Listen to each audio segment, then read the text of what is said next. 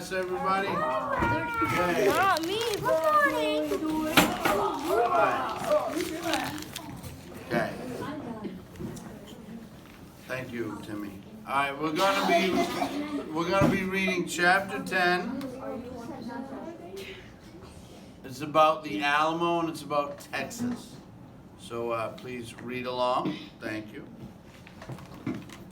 Texas, tempting and beautiful. Texas was tempting.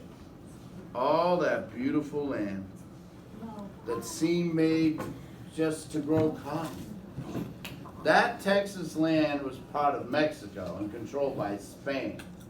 It had been so since the 16th century when Spanish explorers De Soto, Cabeza de Vaca, Fray Marcos, Esteban, and Coronado searched for the 7 cities of Cibola. Those 7 cities had turned out to be imaginary. But the invaders carried some things with them that were real, although no one then could even imagine them. They were germs. Germs that killed most of the Native American population. So, in the early 19th century, the vast land of Texas was almost empty of people. Perhaps 30,000 Indians lived there, and a few thousand Spanish Mexicans. 30,000 may sound like a lot of people, but not in Texas. A 20th century sports stadium, the Houston Astrodome, holds 54,816 people. In other words, in all of Texas were less people that now go to a football game. It's quite, yeah, it's, yeah. The Spaniards had built missions in Texas where priests lived, farms, and attempted to convert Indians to Christianity. And don't you like people? Okay, Mitchell, please read along. You can ask questions after. Thank you. Soldiers lived in presidios, which is the Spanish word for forts. The presidios protected the mission. Some Mexicans were ranchers and lived on haciendas, which were ranch plantations where cattle and crops were raised. Spanish-speaking cowboys were called vaqueros. Spain had hoped that some of its citizens would settle in Texas, as European settlers settled in the United States. But not many did. There was no gold in Texas and no political or religious freedom. In the Spanish colonies, everyone was expected to be Catholic. That didn't bother Stephen Austin. In 1821, he led a group of 300 settlers to Texas from Missouri. They said they would become good Mexican citizens and Catholics.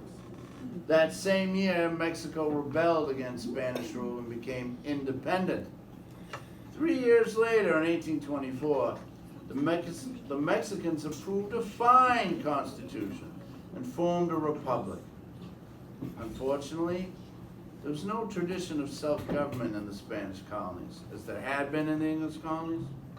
The people weren't used to running things themselves. That made it easy for strong, ambitious people to take power. And soon a dictator named Antonio Lopez de Santa Anna took over. Santa Anna ignored many of the freedoms the Constitution had promised. Other people from the United States began settling in Texas. Some of them didn't want to be Mexican citizens. Some of them didn't want to become Catholics. They wanted schools and freedom of religion. They wanted to build towns and run those towns themselves. Some brought slaves, which was against Mexican law. Some didn't want to share the land with the Indians. Some even bragged about killing Indians. So at first there, right, we kind of agree with the Texans, right? They should have freedom of religion and schools. And then they go, oh, we kill a lot of Indians and have slaves. Not so good. All right. By 1830, there were more English-speaking Americans in Texas than Mexicans. Santa Anna said no more Americans would be allowed to settle in Texas. That didn't stop them. People from the states crossed the border illegally and settled in Mexican territory. They demanded the rights of the Mexican Constitution of 1824. The issues and conflicts were complicated. You can see there would soon be trouble. Then in December of 1835, some Texas rebels attacked San Antonio. We went through the old adobe and picket houses of the Mexicans, using battering rams made of logs 10 or 12 feet long. I, the women and children would yell when we knocked holes in the walls through which we passed, wrote one rebel. Other Texans occupied the garrisons of San Patricio and Goliad. The Mexicans were not about to sit back and do nothing. In 1836, Santa Anna marched toward Texas with an army of more than 3,000 men. He was determined to right the Anglos, the English-speaking Americans, some of whom ran back to the United States. But those who stayed gathered in the chapel of an old walled San Antonio mission named the Alamo. They intended to fight. They weren't even 200 of them. But they included Davy Crockett, Jim Bowie. Crockett had a rifle he called Old Betsy. He said Old Betsy had killed 105 bears in one season. Maybe that was true. Crockett was a great storyteller. He said it was his storytelling ability, not his speech-making skills, that got him elected when he decided to go into politics. The thought of having to make a speech made my knees feel mighty weak. It set my heart to fluttering almost as bad as my first love scrape. But as good luck would have it, those big candidates spoke nearly all day. When they quit, the people were worn out with fatigue, which afforded me a good apology for not discussing the government. But I listened mighty close to them and was learning pretty fast about political matters. When they were all done, I got up and told some laughable story and quit. I found I was safe in those parts. And so when I went home, and I didn't go back again until after the election was over. But to cut this matter short, I was elected, doubling my competitor, and 9 votes over. Giving a campaign speech may have scared David Crockett. But once he got to the U.S. Congress, he was fearless. He stood up and spoke up, even when he disagreed with the president, popular Andrew Jackson. When President Jackson sent the Cherokee Indians from their homes in Georgia to the Oklahoma Territory, Davy Crockett thought it was wrong and said so.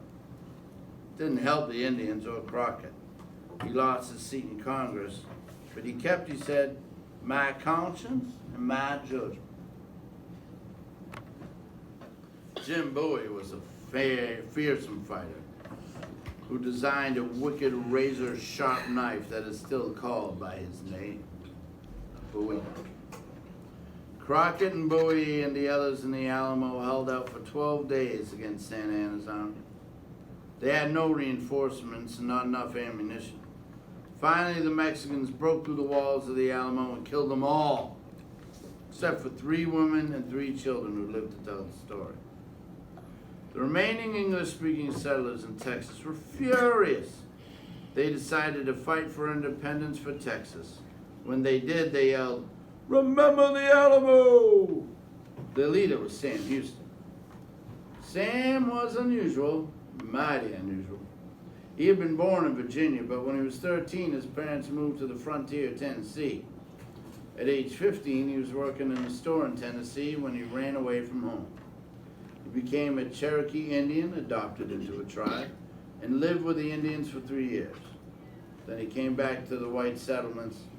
These are some of the things he did. He taught school, fought in Andrew Jackson's army, studied law, was elected to Congress, became governor of Tennessee. But when his young wife left him, he was in despair. he became an Indian again, this time for 4 years, and moved to Texas as an Indian trader. Sam Houston and his followers decided to fight Santa Anna at San Jacinto, which is near the city that is now called Houston. It was April of 1836. The Texans were outnumbered, but they were smart. They waited until the siesta hour, which is the time after lunch when some Spaniards and Mexicans take a nap.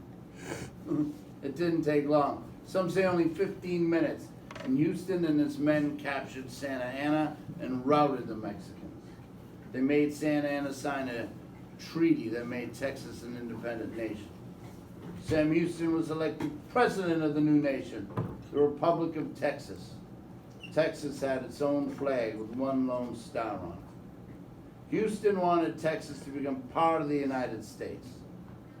There should have been no problem with that, except that some Texans wanted to have slaves.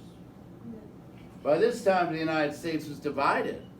There were slave states and free states, and they were equal in number. Texas became a state and a slave state. The South would have more votes in Congress than the North. That would create trouble. President Andrew Jackson had to say no to his old soldier friend Sam Houston. Texas stayed independent.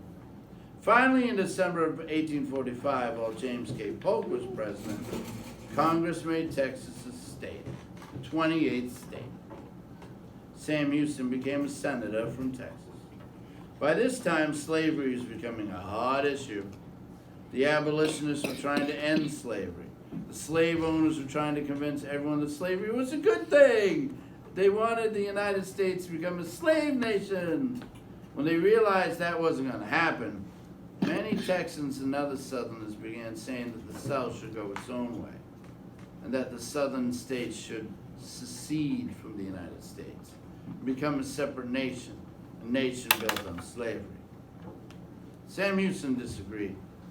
He had worked hard to make Texas a part of the Union. He hated the idea of secession. He didn't like slavery. It took courage to say what he thought, especially in 1859 when he was elected governor again. His ideas got him kicked out of the governor's office, but that happened in 1861. Right now it is 1846. Trouble is brewing on the Mexican border. I am going to the Mexican War. So I'm going to answer some of those questions off camera to those students who want to say something, all right? All right, we'll see you later. Bye. Say bye, everybody. Bye. Hey, Mitchell, what do you got? What do you need to say?